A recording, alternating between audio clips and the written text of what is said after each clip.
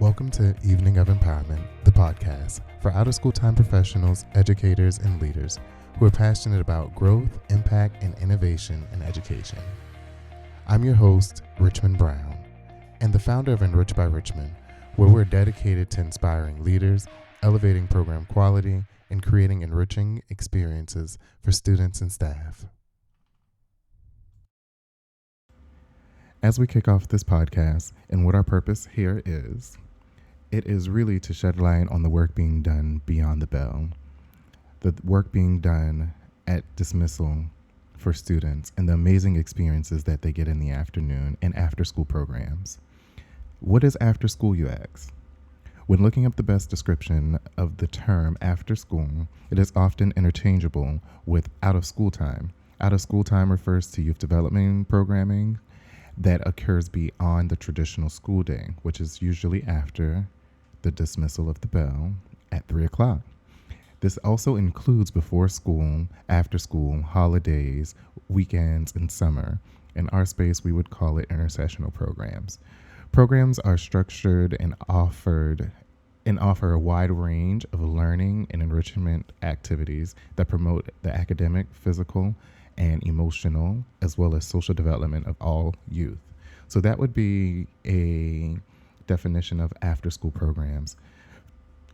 I had the opportunity to be a student of an after-school program growing up, and I will say I had some of the greatest experiences that I still have memories of till this age. I'm still connected to the people, to the program, and to the staff. I'm beyond grateful to that space that I was provided personally, and also to have counselors that really cared and went beyond their job descriptions to truly see me succeed. I truly want to say thank you to those who were in the after-school space and were my counselors back then.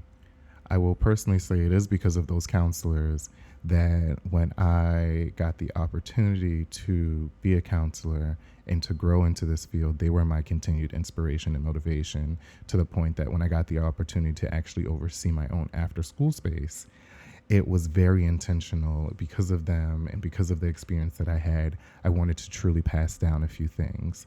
As I think back to the things that I took and that I was able to pass down, I want to first highlight the culture of the program, which I had to create. It was from the experience and from learning from those memories that I had of them. How could I embed some of that into this current space to really have a true impact for students? Second would be setting the tone, not only for the students, but in my personal interactions as a leader with my team. I wanted to ensure that I always led by example and really modeled the behavior and held the conversations I wanted to see my team have with the students. And lastly, making sure that every afternoon had some magic moment that the students would truly remember, or the students would be able to observe each day, so that when they went home, they had something to talk about. As an after-school site coordinator with 8 years in the field, shout out to Charleston County School District's Expanded Learning Department, A.C. Cochran Elementary, Pepper Hill Elementary, Latson Elementary, North Charleston Creative Arts Elementary, and Ashley River Creative Arts Elementary, which is my former elementary school and where I got the opportunity to first serve students in the Kaleidoscope After School program. I was very happy and honored to be able to go back to the space where I got to experience after schooling and being able to go back and serve the students at that time. Again, as a site coordinator, I will always say one of the best moments that I had would be when students were called to go home, and it either took them a very long time, or students would come up and just say, I don't want to go home yet. And those moments would be so heartwarming for me. And also, I'm sure for a parent to know that their child is in a space where they feel safe, they feel that they can be themselves, and also that they know that they're getting a great experience in the afternoon. And so I would sometimes even have to, see parents come up and be like, might not be the greatest time to pick up. You might get a little static. And, tell them, hey, you want to go grab some ice cream? And come back in maybe 30 minutes due to an activity, because I never wanted to see a kid walk away sad because they weren't able to finish their projects. Another great feeling it was for me as a leader and a site coordinator in a school with over 800 plus students and families and community that we were serving would be when parents and teachers would come ask about the staff of the after school and ask how they were doing, or, what their interests were, or even when teachers would want to join and work after school after working a full day. Shout out to all the teachers from my homework center. And so it was a really great feeling to know that, okay, we're not just shifting the schools, we're shifting a whole dynamics and a culture in a space due to our program offering and us making sure that we were in alignment. And so for those who may not know, for after school professionals, there are key elements and standards for program qualities, and every students need to experience them. And also when you get observed, these are things that we're looking for at a high level. So for the point of service quality standards here in California, they are as followed. First is safe and supportive environment.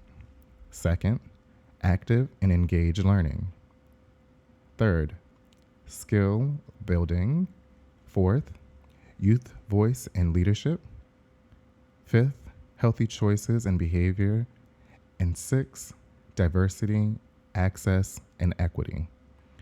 Those are the 6 point of service for quality standards here in California. For the programmatic quality standards, they are as followed. First, quality staff. Second, clear vision, mission, and purpose.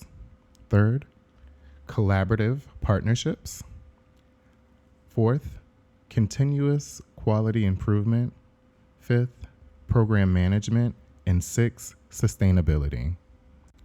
Those are your California point of service and programmatic quality standards. When you're meeting all of those standards, plus adding innovative elements to elevate your program, your staff will be excited to show up every day, and your students will be excited for what the program has to offer each and every afternoon.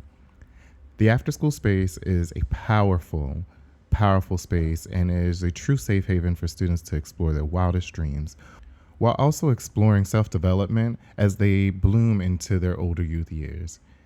I've watched the most shyest students grow into being great leaders and future counselors. I've even seen some of the not so greatest staff grow into the greatest leaders of programming.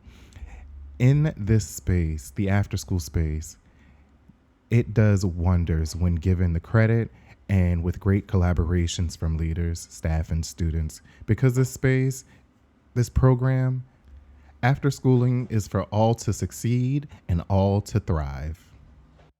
Speaking of thriving, that is my 2025 wish for you all, and my hope for each of my listeners each day, that in 2025 you thrive. Let's support one another as we navigate this upcoming year. Let's learn from each other through our stories and experiences that we share. And let's continue to provide a positive experience for students. And remember that as leaders, we are here to uplift and motivate our leaders doing the work that they do each and every day. As I always say, let's take care of the people taking care of the people that's taking care of our little people. In that, I want to say thank you so much for joining this episode of Evening of Empowerment, the podcast, and being a part of this enriched community of professionals dedicated to the excellence in education. I'm your host, Richmond Brown. Until next time, warm smiles.